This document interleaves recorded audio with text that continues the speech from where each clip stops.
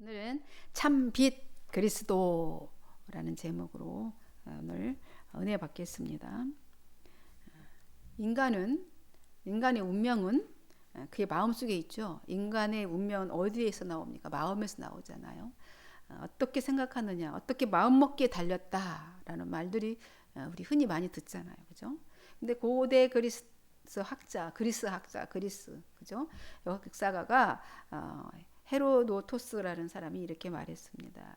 인간의 생각은 모든 것을 판단하는 마음의 기초가 된다. 이렇게 말했습니다. 하나님께서는 인간에게 생각을 주셨잖아요. 생각을 주셔서 자유의지를 갖게 하셨습니다.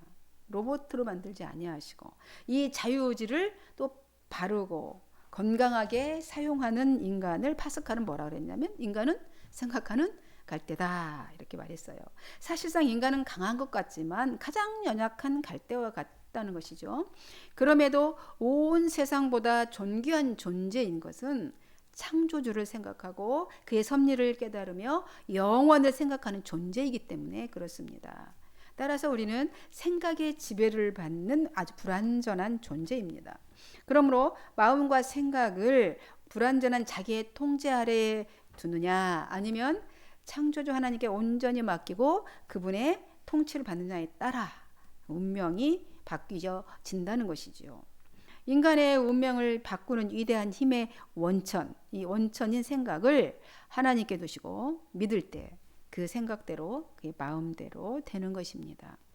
사랑하는 한마음 성도 여러분, 여러분은 마음의 경영을 전능하신 하나님께 맡기고 그분의 인도하심을 받음으로 형통한 삶이 되시기를 바랍니다. 아멘.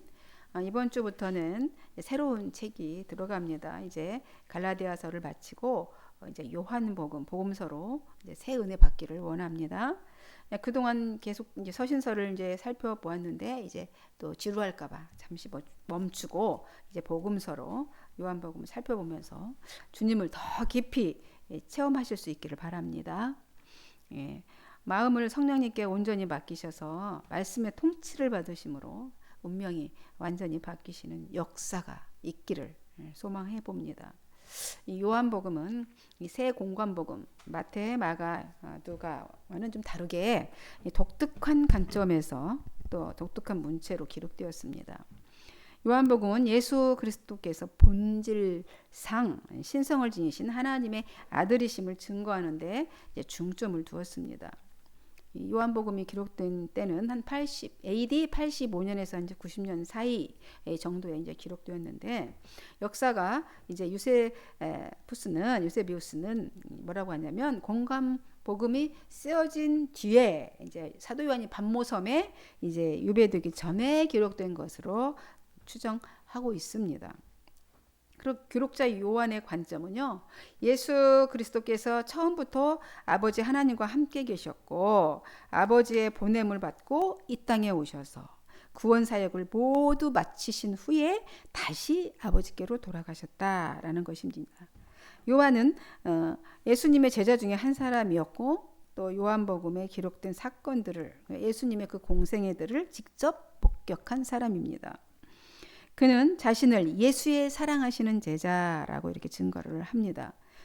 예수님의 12제자 중에서 가장 오래 살았던 사람으로서 11 제자들과 사도들이 순교당하는 일들을 다 지켜보았고 바울의 이 서신들과 복음서들이 기록된 것도 다 보았습니다. 초대교회의 그 처절한, 그 잔혹한 그 신앙의 격전들을 다 지켜본 요한이지요. 요한은 다시 그래서 왜 펜을 들었을까요? 다시 펜을 들어서 복음을 기록합니다. 왜냐하면 예수 그리스도가 누구신지 정확히 알고 바른 신앙관을 가져야 할 필요성을 느꼈기 때문입니다.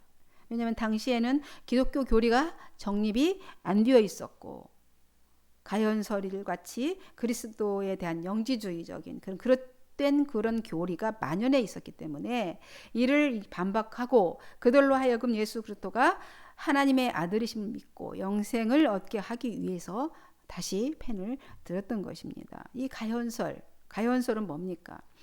사람으로 그냥 보이는 것뿐이다. 환상이다. 그죠? 예수님의 몸은 그냥 환상일 뿐이고 몸이 실제적으로는 없다라는 게 그게 가연설이잖아요. 예수님의 인간성을 완전히 부인하는 거예요. 그래서 기독교인들 중에서 일부는 신성을 막 지나치게 강조해서 그렇죠. 영지주의적인 그 사고 방식을 가지고 십자가 고난은 그냥 환상이다. 환상이고 부활이 그래서 중요하지 않다라고 생각을 하는 것이죠. 이게 영지주의자들의 주장이기도 합니다. 그래서 여러분 요한은요 언제까지 살았냐면 100세 정도까지 100세까지 살았습니다. 그러니까 한 1세기를 살으신 거죠. 100세를 살으셨으면 12제자 중에서 가장 오래 살았어요. 왜 요한만 이렇게 다른 제자들은 다 일찌감치 순교당했잖아요. 죽었잖아요. 옥배여서 죽이고 잔혹하게 여러 모양으로 순교를 당했는데 왜 요한만 이렇게 오래 100세까지 살도록 하셨을까? 물론 정확한 답을 알려면 예수님께 직접 물어봐야 되겠죠. 나중에. 예, 그러셨어요. 그러나 성경에 나타난 그의 모습을 통해서 이유를 우리는 깨달을 수가 있습니다. 요한은 세베대의 아들이잖아요. 세베대의 아들로서 야고보의 형제이고 예수님과는 이종 사촌 관계입니다. 본래 야고보와 요한은 예수님께서 보아너게라고 별명을 붙여줬어요. 그렇죠? 별명을 붙여 주었습니다. 천둥의 아들. 얼마나 그냥 다혈질이었는지 성품이 대단했던 거죠. 혈기가 있었던 사람들이었습니다. 그러나 예수님의 제자가 되고 그들은 요한은 또 사랑의 사도가 되었습니다. 왜 그가 사랑의 사도인지를 증명하고 있는 것이 바로 예수님께서 십자가에서 요한을 향해서 하신 말씀이 증거하고 있는 것이죠. 요한복음 19장 이제 보면은 26절에서 27절을 보면 요한은 예수님께서 십자가에 못 박혀 십자가에 달려 계셨을 때에 그 모습을 예수님의 어머니 마리아와 자기의 어머니 또 막달라 마리아와 함께 같이 그 장면을 지켜보고 있었습니다. 제자들 다 도망갔는데 그죠? 그 여인들과 함께 예수님의 그 십자가의 죽음을 바라보고 있었습니다. 요한의 그 따뜻한 마음이 있었던 것이죠. 그 모습을 보신 예수님은 그 어머니를 향해서 뭐라고 합니까? 같이 요한과 더불어 이렇게 서 있는 자기의 죽음을 바라보고 있는 그들을 향해서 예수님이 이렇게 말씀하십니다. 여자여 보소서 아들입니다. 이렇게 말합니다. 그리고 요한을 향해 바라보며 눈을 맞추며 말씀하셨겠죠. 보라 내 어머니니라 이렇게 말씀을 하십니다. 요한에게 자신의 어머니를 부탁하고 있습니다. 지금 죽음을 앞두고 요한은 그만큼 주님이 인정하실 만큼 사랑의 사람이었던 것이죠. 어머니를 맡길 만큼 사랑이 있었고 섬김의 사람이었던 것이죠. 그때부터 쭉 요한은 예수님의 어머니를 자기 어머니로 모셨습니다. 교회 전승에 의하면 요한복음은 요한이 이제 에베소에 머무는 동안에 기록됐는데 요한은 끝까지 예수님의 어머니를 모셨다라고 합니다. 에베소에서 이제 복음을 전하다가 이제 거기서 사역을 하다가 이 두 분은 다 에베소에서 생을 마감합니다. 요한도 또 마리아의 어머니도. 그래서 기념교회가 지금도 있다고 합니다. 요한은 이게 도미티아누스에 의해서 이제 반모섬에 유배되었다가 이제 다시 도미티아누스가 죽자 다시 에베소로 돌아와서 에베소 교회들을 돌보면서 100세 정도에 이렇게 자연사했습니다. 에베소 교회는 이게 사도의 전통을 계승한 그래서 가장 권위 있는 교회라고 할 만큼의 이제 기독교 내에서도 아주 가장 중요한 교회 중에 하나로 여김을 받고 있습니다. 요한은 예수님을 가장 가까이에서 경험했어요. 그가 누구신지를 정확히 깨달았습니다. 예수님의 사랑의 유전자가 바로 요한에게 전승이 되었던, 그러니까 예수님의 사랑의 유전자를 그대로 전송받았던 그런 사도였습니다. 제자 중에서 가장 오래도록 이 땅에 살아오면서 그냥 온몸으로 사랑의 삶을 살아낸 사도였다는 것이죠. 그래서 공간복음에서 드러냈던 예수 그리스도로서는 하나님이신 그리스도를 드러내기에는 좀 부족했던, 요한이 오랜 세월 지켜보고 바라왔고 요한의 관점으로 바라봤을 때 좀 부족했던 그런 부분이 있어서 장신의 관점으로 하나님이신 그리스도를 다시 드러내고자 요한복음을 기록한 겁니다. 요한은 서신의 첫 시작을 이렇게 하고 있지요. 태초에 말씀이 계시니라 로 시작하고 있습니다. 이 말씀은 헬라어로 이 말씀을 뭐라고 하냐면 엔 아르케, 엔 호 로고스라고 이렇게 말합니다. 읽습니다. 그렇게 기록합니다. 여기에서 엔이라고 했는데 이 엔은 비동사에 해당하는 에이미 동사의 미완료 과거 3인칭 단수입니다. 즉 n을 사용했어요. 이 n을 사용한 것은 말씀이 태초에 이미 존재하고 있었고, 그죠? 미완료 과거 3인칭 단수니까 이미 존재하고 있었고 또 지속적으로 그 말씀이 존재하고 있음을 말하고 있는 것입니다. 다시 말씀드리면 세상이 존재하기 전에 말씀 곧 그리스도 로고스가 하나님과 함께 계셨다는 것입니다. 말씀은 이제 헬라 로고스인데 이 로고스는 하나님의 말씀을 의미해요. 신의 자기 계시를 위해 사용된 용어가 바로 로고스입니다. 그런데 이 말씀이 하나님과 함께 계셨대요. 하나님과 함께 계셨고 이 말씀이 곧 하나님이시라는 겁니다. 태초에 그랬다는 것이죠. 태초. 하지만 이 태초에는 여기만 태초에만 기록된 게 아니라 창세기 1장 1절에도 태초에, 그죠? 하나님이 천지를 창조하시니라 이렇게 태초에를 사용했습니다. 그렇지만 요한이 사용한 이 모세가 사용한 태초에하고 이 요한이 사용한 이 태초에 시점은 같아요, 다를까요? 다릅니다. 그 태초에 사용한 그 시점은 다릅니다. 창세기의 태초에는 창조의 시점을 말하는 거죠.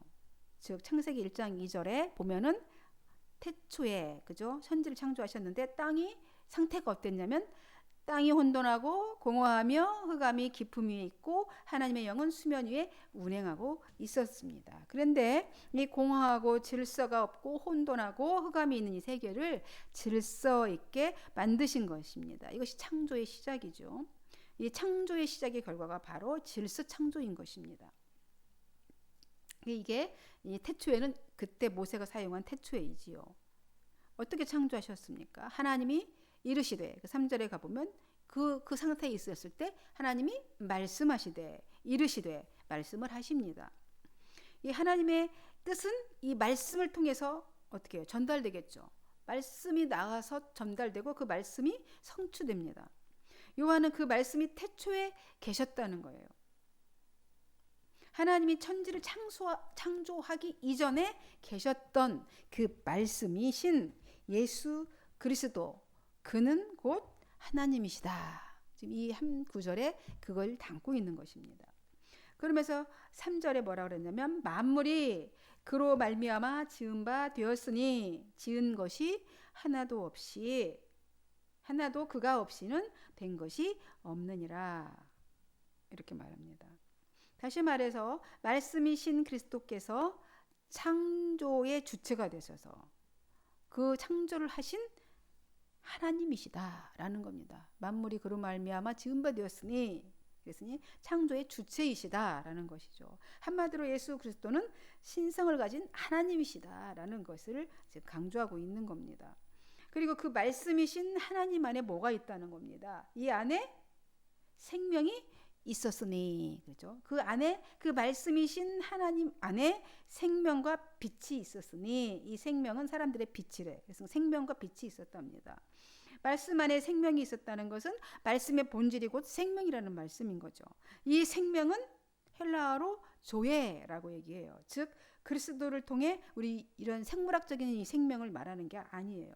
그리스도를 통해 하나님과의 그 교제를 가능케 하는 영적인 생명, 이 생명을 말하고 있는 겁니다. 조예. 이 생명을 담고 계신 이 말씀이 빛이 있으라 했단 말입니다. 창조에, 창세기에 빛이 있으라 하시니 그 빛이 공허하고 혼돈하고 흑암에 덮여있던 곳에 비춰지게 된 것이죠. 그러자 어둠이 물러가고 이제 혼돈의 세계는 질서가 생기고 이제 생명력이 돌기 시작했던 것이죠. 즉 하나님이신 말씀이신 이 하나님 안에 생명의 빛이 있었다는 것입니다. 말씀이신 하나님 안에 이 생명과 빛이 있었다는 의미는 말씀이신 하나님은 곧 피조물에게 있어서 본질적으로 생명이고 빛이라는 말씀인 것이죠. 그죠?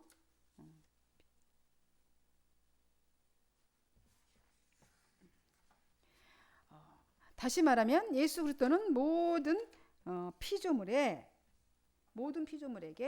본질적인 생명이시고 빛이 되신다는 말입니다.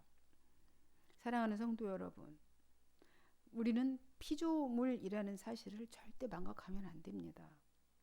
세상이 왜 이렇게 악하고 왜 이렇게 변질되고 이렇게 세상이 힘들어집니까? 이것을 잊어버렸기 때문에 그래요.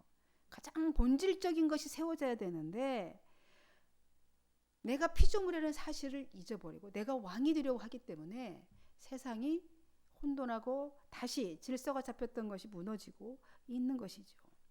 그래서 우리는 절대 피조물이라는 사실을 망각하면 안 됩니다. 내가 아무리 똑똑하고 잘났어도 피조물이에요. 하나님께서 만드셨어요. 내 스스로 존재하지 않았습니다. 누군가에 의해서 존재케 되어진 것, 그 사실을 결코 잊어서는 안 됩니다. 그래서 우리는 이 땅에 왜 하나님은 그러면 지옥을 만들어서 사람들을 사랑이 하나님이라면서 그렇게 말씀하시는 분도 계시지요. 하나님은 사람을 벌 주려고 지옥을 만드셨을까요?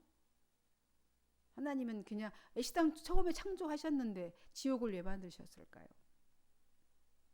하나님이 지옥을 창조하셨을까요? 예수님이 그러셨잖아요. 하나님 나라는 자기 안에 있다. 너희 안에 있다. 네 속에 있다. 라고 했습니다. 우리 안에 자신 안에 하나님의 영으로 충만해서 빛으로 가득 차면 바로 그게 천국이라는 거예요. 예수로 충만하면 그게 천국인 거예요. 하나님이 사람들을 지옥 만들어서 있다. 내 말 안 들었으니 넌 지옥 가라 해서 그렇게 그런 지옥을 보내려고 지옥을 만드는 것이 아니라 사람들 스스로가 지옥을 만들어서 스스로 지옥으로 가는 거라고요. 막 지옥 이글이글 타는, 분명히 지옥에 대해서도 묘사했습니다. 요한계시록에도 그렇고 지옥에 대해서 분명히 말씀하셨어요. 그런 곳이 어떤 곳이냐면 하나님이 안 계신 곳이 지옥인 것이죠. 천국, 안 믿는 사람도 천국 가고 싶어 그러잖아요. 천국 그야말로 하나님 나라 천국이잖아요. 하늘천, 그죠? 나라국. 하나님 나라가 천국인데 하나님이 다스리는 나라가 천국인데 어떻게 안 믿는데 갈 수 있겠어요?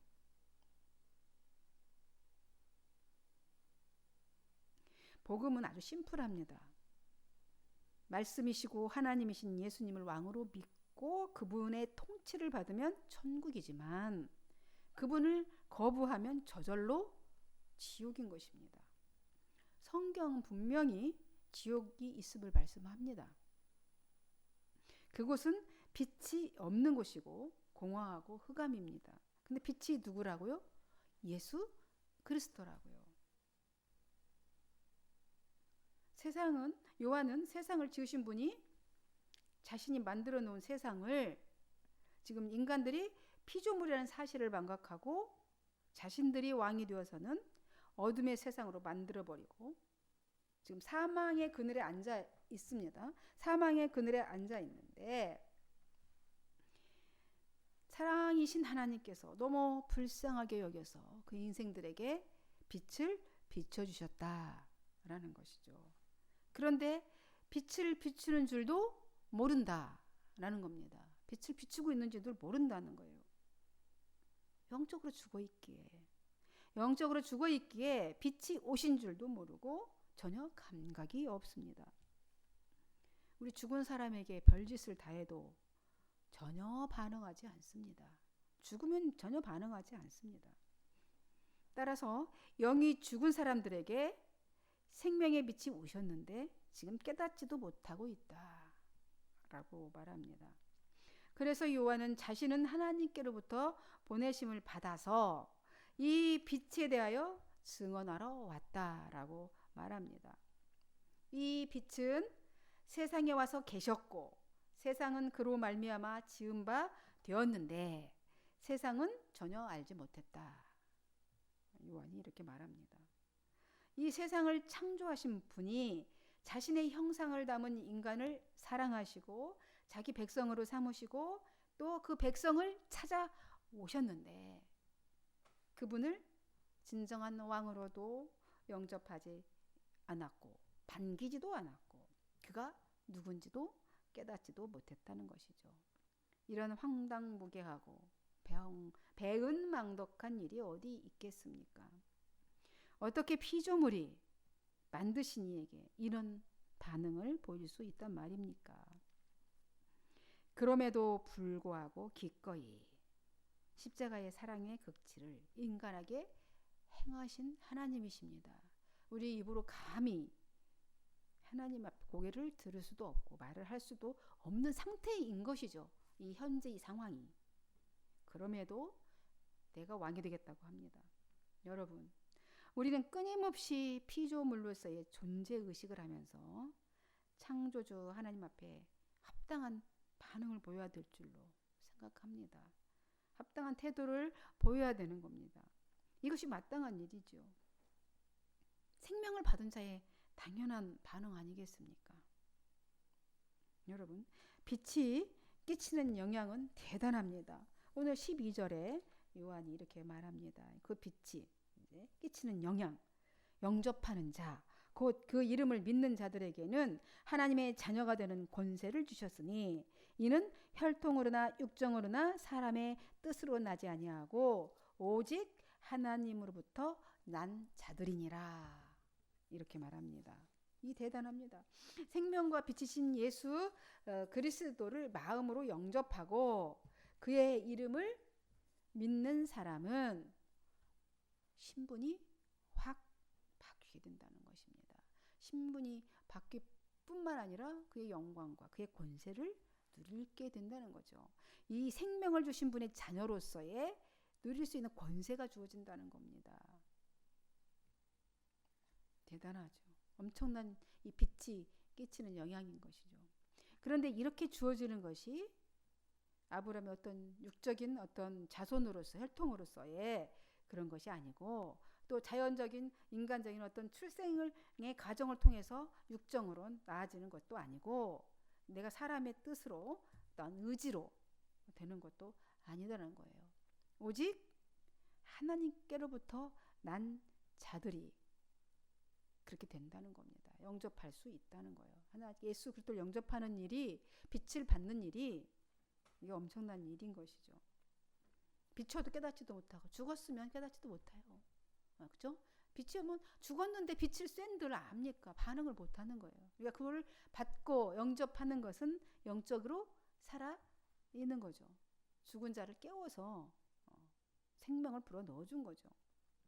사랑하는 성도 여러분, 우리는 예수 그리스도를 구원주로 또 인생의 주인으로 삼고 사는 사람들입니다. 그래서 우리를 그리스도인이라고 하지요. 우리가 그럴 수 있는 것은 참 빛이신 예수 그리스도께서 빛을 비추시고 또 생명을 주셨기 때문에 우리의 죽었던 영혼이 살아난 것입니다. 그래서 우리가 할 일은 할렐루야, 오직 하나님만 찬양 받으시기에 합당하십니다.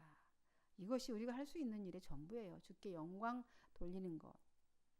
따라서 우리는 하나님께로부터 난 자들이라는 거 절대 잊지 마시고 나는 피조물이라는 것. 하나님과 나의 관계 속에 이것이 확실해야 됩니다. 나는 피조물이고 하나님은 창조주이십니다. 나는 그로부터 지음 받았습니다. 이 관계 설정이 안 되면 그죠? 믿음이 형성이 될 수가 없어요. 가장 우선적으로 관계 설정이 돼야 됩니다.